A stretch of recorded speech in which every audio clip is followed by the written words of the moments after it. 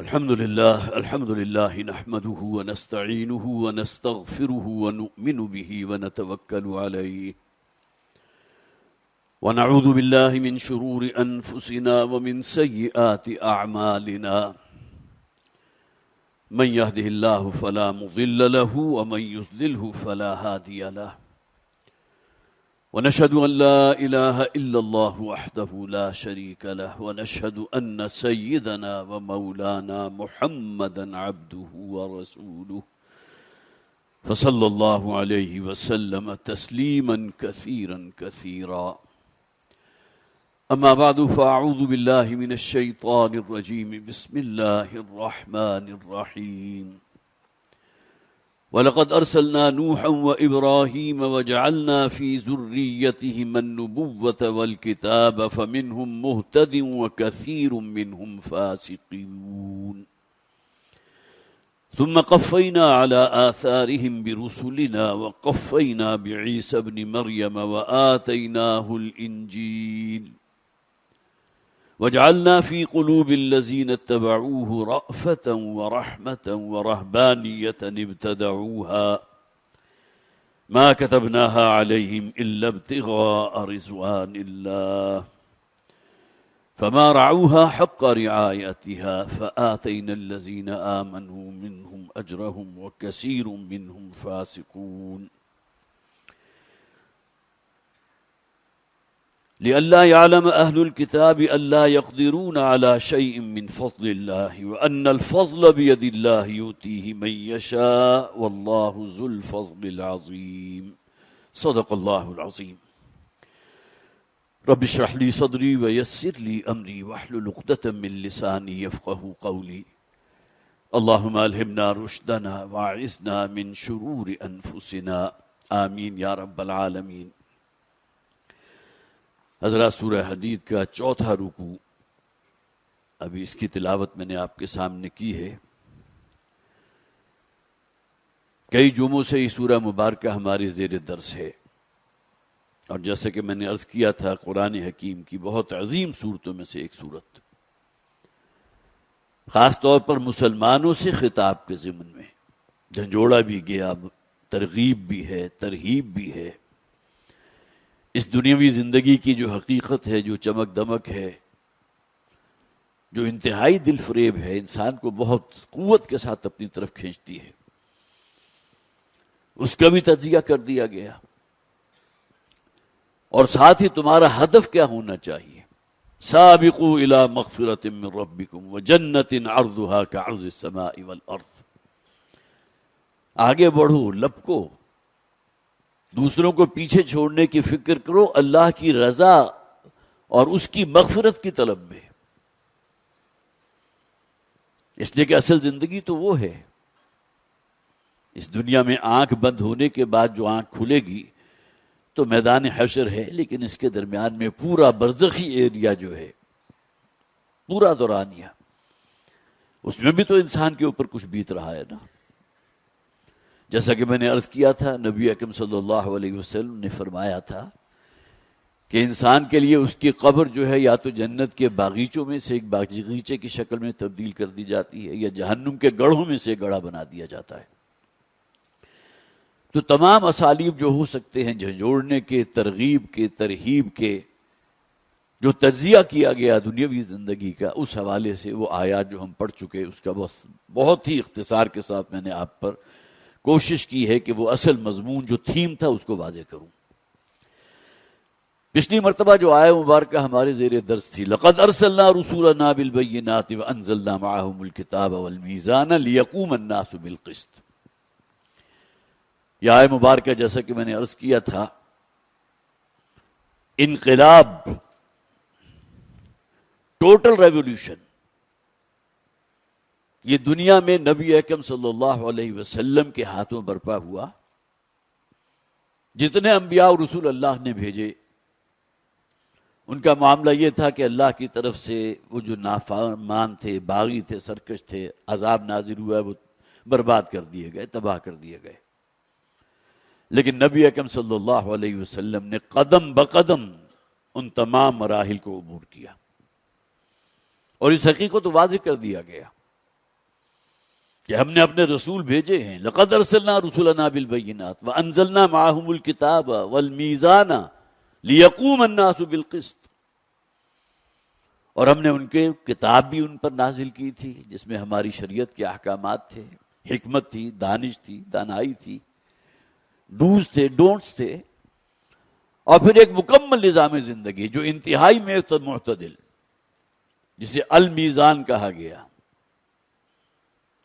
اور اس کے ساتھ ہی پھر یہ کہ ہم نے لوہا بھی اتارا، وَأَنزَلْنَا الْحَدِيدَ فِيهِ بَأْسٌ شَدِيدٌ، لوہے کے اندر جنگ کی طاقت ہے،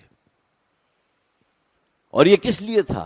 لِيَقُومَ النَّاسُ بِالْقِسْطِ، تاکہ لوگ عدل و انصاف کے نظام پر قائم ہو جائیں، اور عدل و انصاف کا وہ نظام نبی اکرم صلی اللہ علیہ وسلم نے جزیرہ نما عرب کی حد تک وہ برپا کر کے دکھایا۔ حجۃ الوداع کے موقع پر ایک سائی آف ریلیف جو آپ نے لیا تھا، تمام لوگوں سے گواہی حاصل کر لی، الا هل بلغت، یا اللہ کا جو پیغام تھا وہ میں نے تم تک پہنچا دیا نا، بات واضح ہو گئی، شریعت کے احکامات، ڈونز ہر شے تم پر واضح ہے۔ اب وہ فائنل ٹچز ہیں جو خطبہ حجۃ الوداع میں نبی اکرم صلی اللہ علیہ وسلم نے امت کو عطا کیے، فرسٹ ہیومن چارٹر، اور تمام لوگوں سے گواہی لینے کے بعد اللہم اشہد، اے پروردگار تو بھی گواہ رہے، وہ بھاری بوجھ جو میرے کاندھوں پر ڈالا گیا تھا آج میں سبکدوش ہو گیا۔ سبکدوش کسے کہتے ہیں؟ کندھے سے کسی بوجھ کا اتر جانا۔ لیکن یہ کہ معاملہ ختم تو نہیں ہوا تھا، قیامت تک کے لیے اب کسی نبی اور رسول کو تو آنا نہیں، یہی کتاب ہے، اور رسول آخری ہے محمد صلی اللہ علیہ وسلم، لہذا اب امت کو وہ کار رسالت ادا کرنا ہے، اس پیغام کو لوگوں تک پہنچانا۔ خیرکم من تعلم القرآن وعلمہ، تم میں بہترین لوگ وہ ہیں جو اللہ کے اس قرآن کو، اس کتاب کو سمجھتے ہیں اور پھر دوسرے لوگوں کو بھی تعلیم دیتے ہیں، اپنے آپ کو اس رنگ میں رنگتے ہیں۔ اور یہ صرف دعوت و تبلیغ والی بات نہیں ہے، بلکہ یہ کہ اس نظام کو قائم کرنے کی عملی جد و جہد میں شریک ہوتے ہیں۔ ضربہ سلام سورہ حدید کی یہ آیہ مبارکہ تھی جس کا بھی ترجمہ مفہوم میں نے آپ کے سامنے رکھا۔ اس کے بعد سورہ صف ہے کہ جس میں نبی اکرم صلی اللہ علیہ وسلم کا مقصد بعثت بیان کیا گیا۔ هو الذی ارسل رسولہ بالہدی ودین الحق لیظہرہ علی الدین کلہ، وہی ہے اللہ کہ جس نے بھیجا اپنے رسول کو صلی اللہ علیہ وسلم الہدا اور دین حق دے کر، وہی دین حق جسے وہاں میزان کہا گیا تھا۔ الہدا یہ قرآن حکیم، لیظہرہ علی الدین کلہ، تاکہ اس قرآن کو، اس میں دیا گیا کوڈ آف لائف کو تمام ادیان باطلہ پر غالب فرما دیں۔ قرآن حکیم میں 3 مقامات پر آیت کا یہ حصہ بعین ہی موجود، سورہ توبہ بھی موجود، سورہ فتح میں موجود، پھر یہاں سورہ صف میں موجود۔ اور یہاں اس بات کو ہمیں اپنے ذہن میں رکھنا چاہیے کہ حضور کی 2 بعثتیں تھیں، بعثت خصوصی الی اہل عرب اور بعثت عمومی تمام انسانوں کے لیے۔ وما ارسلناک الا کافۃ للناس بشیرا ونذیرا، اے نبی صلی اللہ علیہ وسلم، ہم نے آپ کو تمام انسانوں کے لیے رہنما بنا کر، خبردار کرنے والا بنا کر، خوشخبریاں سنانے والا بنا کر بھیجا ہے۔ تو یہ دونوں آیات جو ہیں سورہ صف کی آیت نمبر 9 جس میں مقصد بعثت محمدی صلی اللہ علیہ وسلم اس کی تعیین کر دی گئی، یہ امتیازی شان ہے حضور کی، کوئی نبی اور رسول اس میں آپ کے قریب نہیں ہے۔ حضرت موسیٰ علیہ السلام قریب ترین آتے بھی ہیں تو اس اعتبار سے کہ انہوں نے اپنی قوم سے کہا تھا نکلو اللہ کے رستے میں جہاد اور قتال کے لیے، اور قوم نے کورا اور چٹا جواب دے دیا، اذهب انت وربک فقاتلا، موسیٰ تم اور تمہارا رب جا کر لڑائی کرو، جنگ کرو، ہم یہیں بیٹھے ہیں۔ یہ واحد مثال ہے نبی اکرم صلی اللہ علیہ وسلم، یہ امتیازی شان ہے حضور کی کہ خالصتاً اس زمین پر رہتے ہوئے قدم بقدم اپنے ساتھیوں کی قربانیاں جو ہیں وہ بھی آپ اپنے ذہن میں رکھیے، غزوہ احد کے موقع پر 70 صحابہ کی جو شہادت ہوئی ہے، کس قدر شدید صدمہ حضور کو ہوا ہوگا. کیا جرم تھا ان لوگوں کا؟ صرف یہ بات کہ اللہ کو ایک مانتے تھے، اور یہ بات کہ محمد کے دست و بازو تھے صلی اللہ علیہ وسلم. تو جو کچھ صدمہ حضور کو ہوا ہوگا اس کا آپ اندازہ کر سکتے ہیں. تو یہ دونوں آیات جو ہیں گویا کہ ایک دوسرے کو کمپلیمنٹ کر رہی ہیں. سورہ صف میں اگر یہ کہا گیا تاکہ غالب کر دیں اس نظام کو، اس دین کو، اس کتاب کو تمام ادیان باطلہ پر، وہیں سورہ صف کے شروع میں فرما دیا گیا ان اللہ یحب الذین یقاتلون فی سبیلہ صفا کأنہم بنیان مرصوص. اللہ تعالیٰ کی محبت تو ان لوگوں کے لیے ہے. محبوب کون ہے اللہ کے؟ الذین یقاتلون فی سبیلہ صفا، جو قتال کرتے ہیں، جنگ کرتے ہیں، لڑائی کرتے ہیں، صفیں باندھے ہوئے، انتہائی ڈسپلن کے ساتھ. وہی بات جو سورہ حدید میں کہی گئی تھی، وَأَنزَلْنَا الْحَدِيدَ فِيهِ بَأْسٌ شَدِيدٌ. جنگ کا ذکر یہاں بھی تو ہے نا. اور سورہ صف کے اندر وہ ترغیب دے دی گئی ہے. اللہ تعالیٰ کو تو بڑی محبت ہے ان لوگوں سے جو اس کے رستے میں قتال اور جہاد کرنے والے ہیں. گویا کہ سیسا پلائی ہوئی دیوار ہے. اب جو آخری رکوع ہے سورہ مبارکہ کا، تقریباً ربع پارے پر مشتمل یہ سورت تھی جو انشاءاللہ آج ہماری اپنی تکمیل کو پہنچے گی. فرمایا وَلَقَدْ أَرْسَلْنَا نُوحًا وَإِبْرَاهِيمَ، اور ہم ہی نے بھیجا تھا نوح اور ابراہیم علیہ السلام کو، جلیل القدر انبیاء میں سے ہیں. وَجَعَلْنَا فِي ذُرِّيَّتِهِمَا النُّبُوَّةَ وَالْكِتَابَ، اور ہم نے ان دونوں ہی کی ذریت اور اولاد اور نسل میں نبوت بھی رکھی اور کتاب بھی رکھ دی. گویا کہ اللہ تعالیٰ کی جو شریعت لوگوں تک پہنچی ہے نبیوں اور رسولوں کے ذریعے، تو انہی دو کے آگے نسل میں پہنچی ہے. وَفِي ذُرِّيَّتِهِمَا النُّبُوَّةَ وَالْكِتَابَ، یہاں دونوں کا نام لیا گیا، حضرت نوح بھی اور حضرت ابراہیم علیہ السلام بھی. حضرت نوح علیہ السلام کا زمانہ آج سے تقریباً 8 سے 10 ہزار برس قبل تک کا ہے. حضرت آدم ان سے پہلے کی کوئی 3، 4، 5 ہزار برس، اس لیے کہ اس کے بارے میں زیادہ ڈیٹیلز ہمیں معلوم نہیں ہیں. لیکن حضرت نوح علیہ السلام کا ذکر تو قرآن میں جگہ جگہ آیا. اور یہ اپنی جگہ حقیقت ہے کہ اس وقت تک کی کل نوع انسانی بڑی محدود تھی، اور صرف ایک خطہ ارضی تھا کہ جہاں حضرت نوح علیہ السلام کی قوم بستی تھی. ہزاروں میں تعداد ہوگی ان کی، لیکن ان پر ایمان لانے والوں کی تعداد کتنی تھی؟ شاید نمک کو آٹے کے ساتھ کوئی نسبت ہو، یہ نسبت بھی وہاں موجود نہیں. گنتی کے چند افراد، 950 برس اللہ کا بندہ دعوت و تبلیغ کا کام کرتا رہا. اور قرآن حکیم اس پر گواہ ہے کہ جیسا کہ فرمایا گیا سورہ صافات کے اندر بھی، وَجَعَلْنَا ذُرِّيَّتَهُ هُمُ الْبَاقِينَ. حضرت نوح علیہ السلام کا ذکر ہو رہا ہے. اللہ تعالیٰ فرماتے ہیں اور اس کے بعد ہم نے صرف نوح کی ذریت ہی کو باقی رکھا. گویا کہ آگے جو نسل انسانی چلی ہے وہ حضرت نوح علیہ السلام کی اولاد سے چلی. اس میں حضرت حام بھی ہیں، حضرت سام بھی ہیں، حضرت یافس بھی ہیں. بائبل کے اندر ان کا ذکر موجود ہے. Semitic races. اسی طرح حضرت یافس کی اولاد جو ہے وہ جو یلو ریسز ہمارے ہاں کہلاتی ہیں، پھر یہ پھیلی ہیں پوری کرۂ ارضی پر. مختلف نسلیں آگے چلی. آریائی نسل ہے، سیمیٹک ریس میں سے ہے. اور اس کے بعد پھر حضرت ابراہیم علیہ السلام ہی کی نسل میں محدود رہی ہے نبوت اور رسالت. وَجَعَلْنَا فِي ذُرِّيَّتِهِمَا النُّبُوَّةَ وَالْكِتَابَ، اور پھر ہم نے نبوت، پیغمبری اور کتاب صرف ان ہی کی 2 نسل میں آگے چلائی. حضرت ابراہیم علیہ السلام کے بارے میں آپ کو معلوم ہے، ان کے 2 بیٹے حضرت اسحاق، حضرت اسماعیل علیہ السلام. حضرت اسحاق سے بنی اسرائیل میں سینکڑوں نہیں ہزاروں انبیاء آئے.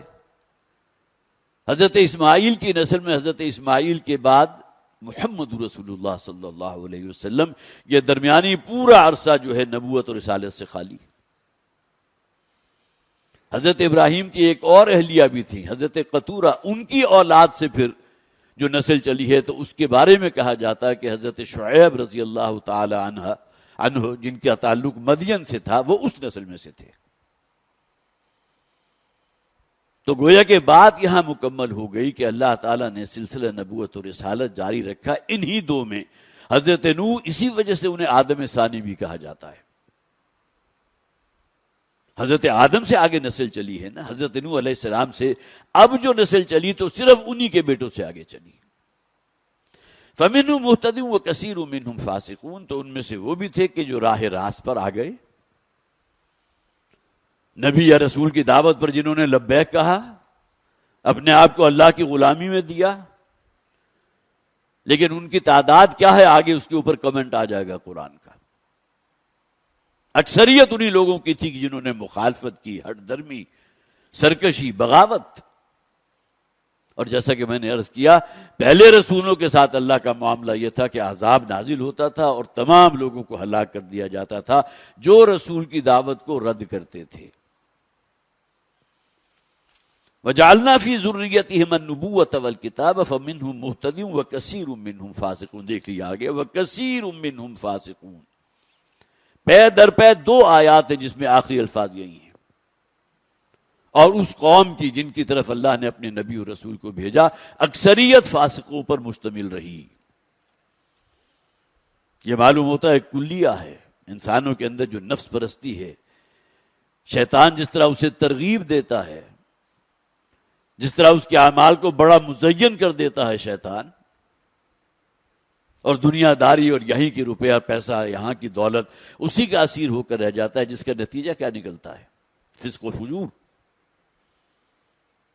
یہ اللہ کی طرف سے امتحان ہے نا، کسی کو دے کر آزمایا، کسی سے لے کر آزمایا۔ یہ دیے جانے والا امتحان جو ہے زیادہ مشکل ہے۔ روپے پیسے کی بڑی ریل پیل ہے، بڑی دولت ہے، بڑی جائیدادیں ہیں، انسان کے بہکنے کا اور شیطان کا آلہ کار بننے کا امکان زیادہ ہوتا ہے۔ زُيِّنَ لِلنَّاسِ حُبُّ الشَّهَوَاتِ مِنَ النِّسَاءِ وَالْبَنِينَ وَالْقَنَاطِرِ الْمُقَنطَرَةِ مِنَ الذَّهَبِ وَالْفِضَّةِ، یہ محبتیں اللہ نے پیدا کی ہیں، شیطان اس میں انگیخت پیدا کرتا ہے۔ تو وَكَثِيرٌ مِّنْهُمْ فَاسِقُونَ ثُمَّ قَفَّيْنَا عَلَىٰ آثَارِهِمْ بِرُسُلِنَا۔ حضرت نوح کا ذکر ہو گیا، حضرت ابراہیم علیہ السلام کا ذکر ہو گیا کہ نبوت اور رسالت اللہ نے انہی کی نسل میں باقی رکھی، اور اس کے بعد فرمایا گیا ثم قفینا، اور پھر ان کے پیچھے بھیجے ہم نے علی آثارہم، اس دنیا سے چلے جانے کے بعد اب جو لوگ فالو کر رہے ہیں، جو اللہ نے نبی اور رسول بھیجے ہیں، ثم قفینا علی آثارہم برسلنا، اور ان کے پیچھے انہی کے نقش قدم پر پھر ہم اپنے بہت سے رسول بھیجتے رہے۔ وَقَفَّيْنَا بِعِيسَى ابْنِ مَرْيَمَ، اور پھر اسی طرح اسی سلسلے کی ایک کڑی پیچھے آنے والوں میں سے ایک عیسیٰ ابن مریم بھی ہے علیہم السلام، ان دونوں پر اللہ تعالیٰ کی سلامتی اور رحمتیں ہوں۔ وَآتَيْنَاهُ الْإِنْجِيلَ، اور پھر ہم نے انہیں انجیل عطا فرمائی، خاص طور پر حضرت عیسیٰ علیہ السلام کا ذکر چونکہ اسپیسیفکلی کر دیا گیا، لہذا جو کتاب ان کو دی گئی اس کا ذکر بھی ساتھ آ گیا۔ وَجَعَلْنَا فِي قُلُوبِ الَّذِينَ اتَّبَعُوهُ رَأْفَةً وَرَحْمَةً، اور ہم نے ان لوگوں کے دلوں کے اندر کہ جنہوں نے پیروی کی حضرت عیسیٰ علیہ السلام کی، ان کے دلوں میں نرمی بھی پیدا کر دی اور رحمت بھی پیدا کر دی۔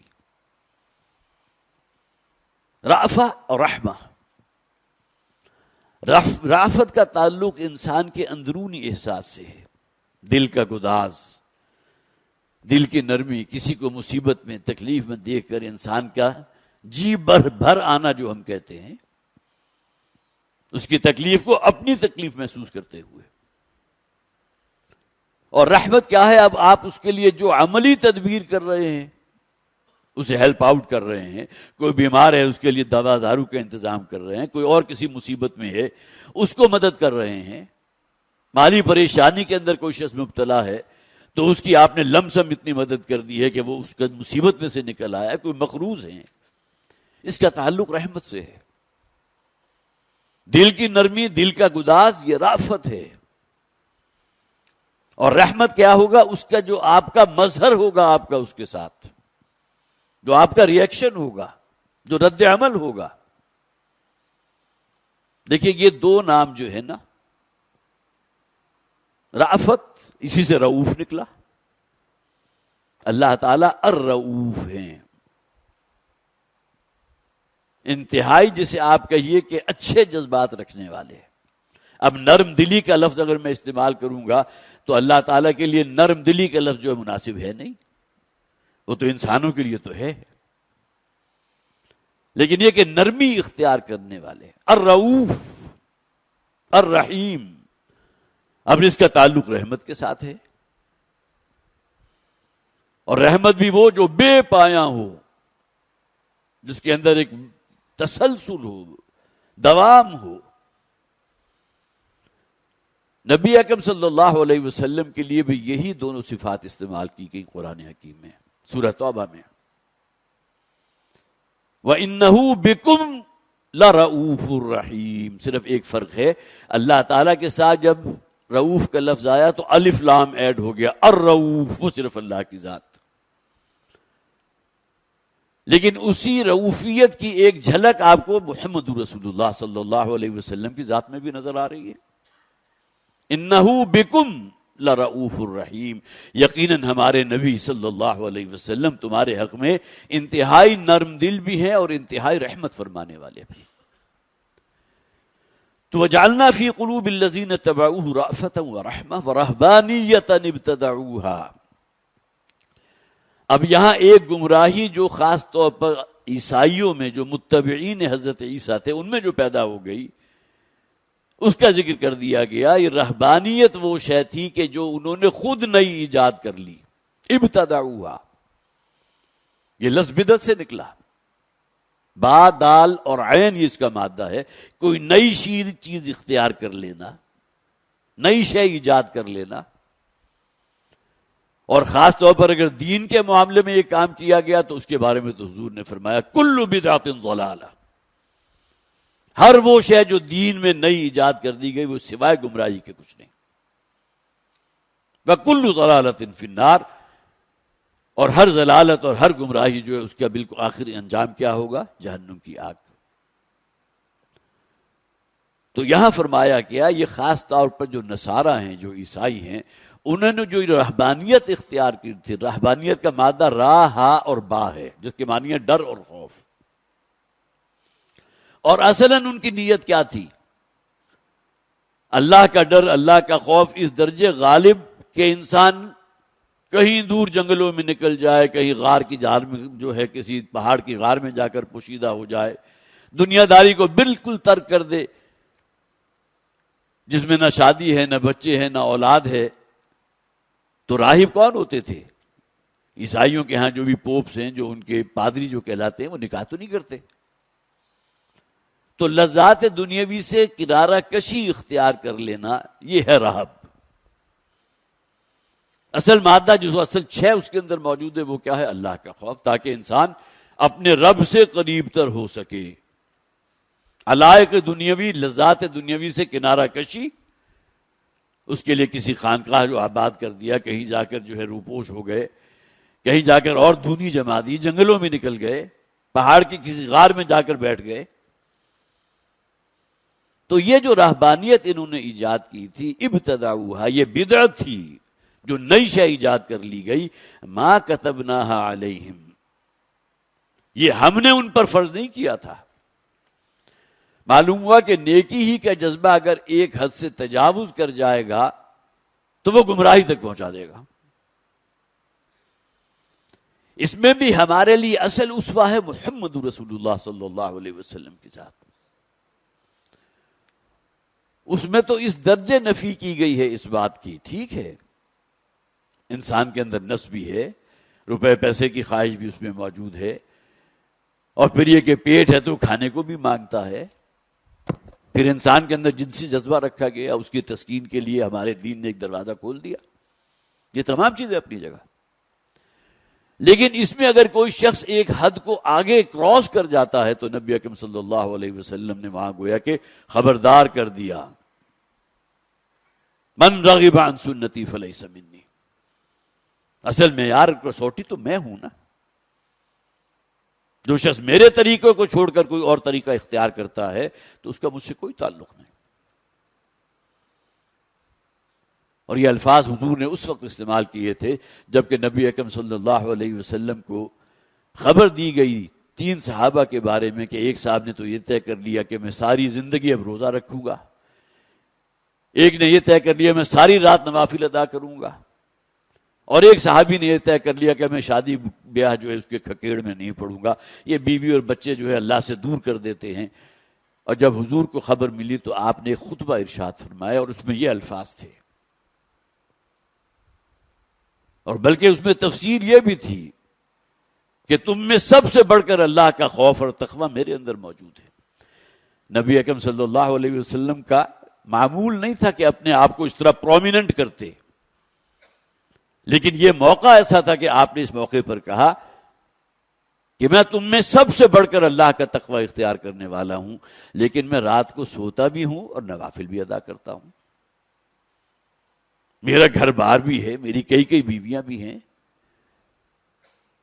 اسی طرح ایسا نہیں ہے میں روزانہ روزے سے رہوں، بلکہ میں روزہ رکھتا بھی ہوں اور نہیں بھی رکھتا۔ تو یہاں ہمارے لیے کیا سبق ہے کہ اسوہ ہے محمد رسول اللہ صلی اللہ علیہ وسلم کا، جہاں ایمانیات ثلاثہ میں نظریے اور عقیدے کی بنیاد ہے تو ایمان باللہ، لا الہ الا اللہ، وہی دنیا میں زندگی آپ نے کیسے بسر کرنی ہے، معیار اور کسوٹی کیا ہے، اس میں اللہ کی کتاب اور اللہ کے رسول صلی اللہ علیہ وسلم کا اسوہ، اور انسان کے عمل اور سیرت و کردار پر سب سے بڑھ کر جو شے اثر انداز ہو سکتی ہے وہ ایمان بالآخرت ہے، مرنے کے بعد کی زندگی، اس پر ایمان اور جواب دہی کا احساس۔ حاسبوا انفسکم من قبل ان تحاسبوا، یہ تلوار اگر انسان کے سر پر معلق رہے تو امید کی جا سکتی ہے جانتے بوجھتے کسی بڑے گناہ میں مبتلا نہیں ہوگا۔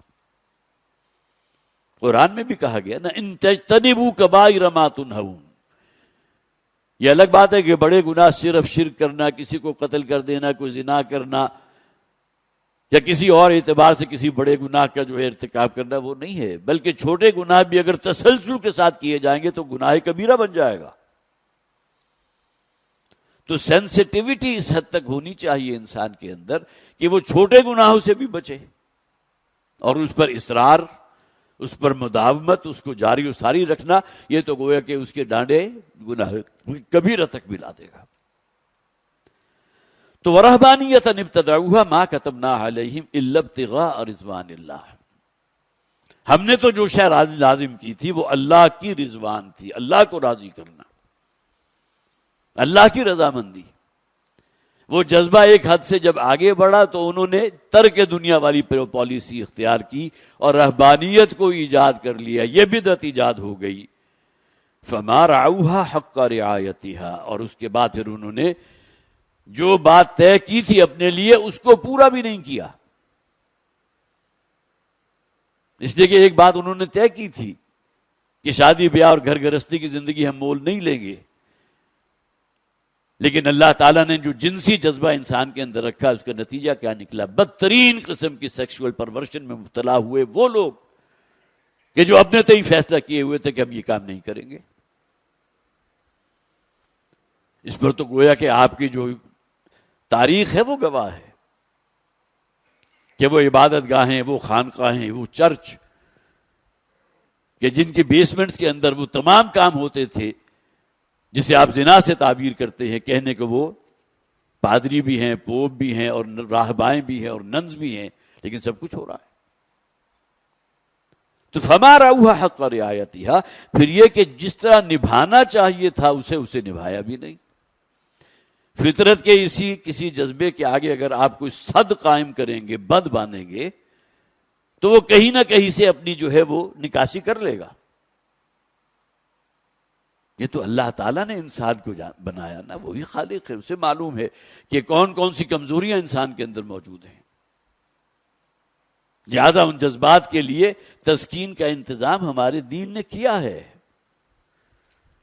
آگے بڑھنے کا جذبہ ہر انسان کے موجود ہے، صرف چینلائز کیا گیا جو ہم نے پڑھا اسی سورہ مبارکہ میں، سابقوا الی مغفرۃ من ربکم، آگے بڑھو، لپکو وہ ہدف، وہ مقصد نصب العین، اس میں آگے پیش قدمی کرو.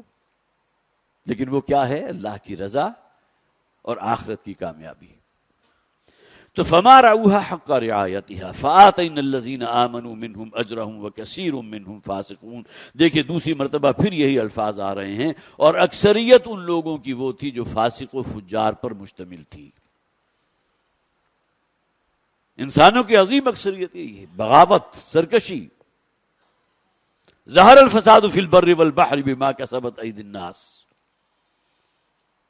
بحر و بر کے اندر ایک بڑا فساد رونما ہو چکا انسان کی اپنی کرتوتوں کی وجہ سے، سیاہکاریوں کی وجہ سے. اور شیطان تو ٹارگٹ لگائے ہوئے انسان پر، بے حیائی اور یعنی فحاشی، اس میں کہاں تک جا سکتے ہو جس کا انسان تصور نہیں کر سکتا. اسی شیطان لعین نے انسان کو وہاں تک پہنچا دیا. وہ محرمات ابدیہ جو ہے ان کی حرمت پامال ہوئی.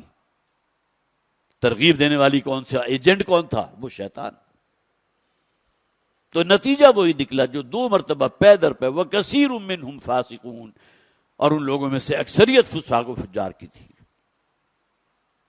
تو فَآتَيْنَا الَّذِينَ آمَنُوا مِنْهُمْ أَجْرَهُمْ، تو ہم نے دیا وہ لوگ جو ایمان لائے تھے ان لوگوں میں سے جو مخاطب تھے انبیاء اور رسول کے. حضرت عیسیٰ کا ذکر ہو رہا ہے لیکن اکثریت انہی لوگوں پر، ناہنجاروں پر مشتمل تھی. یا ایھا الذین آمنوا اتقوا اللہ وآمنوا برسولہ. اہل ایمان، اب یہاں میں اور آپ مخاطب ہیں. قرآن کا انداز خطابی ہے.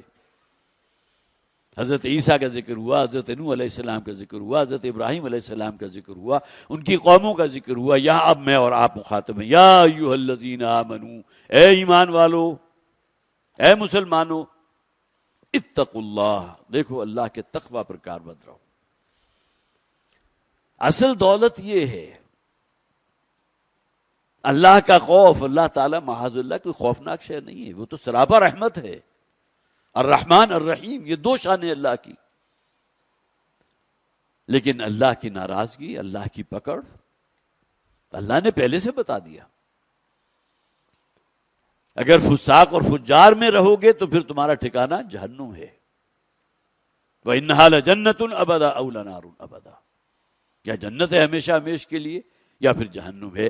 یہ احساس انسان پر اگر دامنگیر رہے، مسلط رہے، اور وہ بچتا رہے گناہوں سے. تقویٰ کے معنی بچنا ہے نا، تاکہ اس کا رب کہیں اس سے ناراض نہ ہو جائے. تو ہر انسان سے قرآن کی جو ڈیمانڈ ہے وہ یہ ہے، یا ایھا الذین آمنوا یا ایھا الناس اتقوا ربکم، اے بنے نو انسان اپنے رب کا تقوی اختیار کرو. اور یہاں فرمایا گیا اور 20 مقامات پر کہا گیا مجھے اور آپ کو خطاب کرتے ہوئے، یا ایھا الذین آمنوا اتقوا اللہ، اہل ایمان اللہ کا تقوی اختیار کرو. وآمنوا برسولہ، اور ایمان رکھو اس کے رسول پر. یہ وہی بات جو میں نے عرض کی تھی کہ اللہ پر ایمان کا تعلق ہے ایک نظریے کے ساتھ، نظریہ توحید. ایمان بھی رسالت کا تعلق ہے کہ آپ نے دنیا میں زندگی کیسے گزارنی ہے، آپ کے آئیڈیل کون ہے، اسوہ حسنہ کس کا ہے جسے آپ نے فالو کرنا ہے. وآمنوا برسولہ، اور ایمان محکم رکھو اس کے رسول پر. یؤتکم کفلین من رحمتہ، اللہ تعالیٰ تمہیں دوہرا اجر عطا فرمائے گا. کفل کہتے ہیں ترازو کے ایک پلڑے کو، کفلین یہ تصنیہ کا صیغہ، دو پلڑے. مراد کیا ہے؟ دگنا اجر عطا فرمائے گا.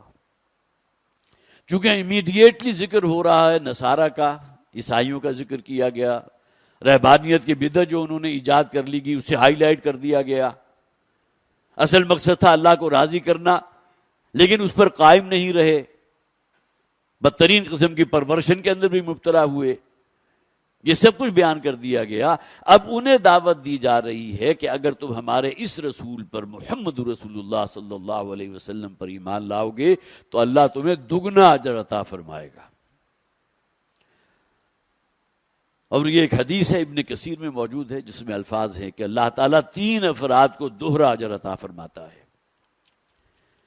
ایک اہل کتاب میں سے وہ شخص جو اپنے نبی کو بھی مانتا ہے، ان کا بھی مطیع فرمان ہے، اور اس کے ساتھ ساتھ وہ محمد رسول اللہ صلی اللہ علیہ وسلم پر بھی ایمان لے آیا، جس کے لیے گارنٹیڈ ہے دگنا اجر. ایک وہ غلام جو اپنے آقا کی فرما برداری بھی اختیار کیے ہوئے ہے، اس میں بھی کوئی کمی نہیں کرتا، اور اپنے اصل آقا اللہ کی فرما برداری بھی اختیار کیے ہوئے ہے. یہ الگ بات ہے کہ اس کا اپنا آقا یا اس کا اپنا مالک اسے کوئی خلاف ورزی کا حکم دے اللہ کے کسی قانون کو توڑنے کا، تو وہ پابند نہیں ہے اس کو ادا کرنے کا، تو اللہ تعالیٰ اسے بھی دگنا اجر عطا فرمائے گا. اور تیسرے نمبر پر وہ شخص کے جس نے اپنی کسی بادی کو آزاد کیا اور اس کے ساتھ نکاح کر لیا. اس لیے بادی جو ہے تو کنیز ہے نا، جو آزاد عورت جسے حرہ کہتے ہیں، اس کو جو مقام اور جو سٹیٹس ہوتا ہے کسی کنیز یا بانیدے کا تو نہیں ہوتا.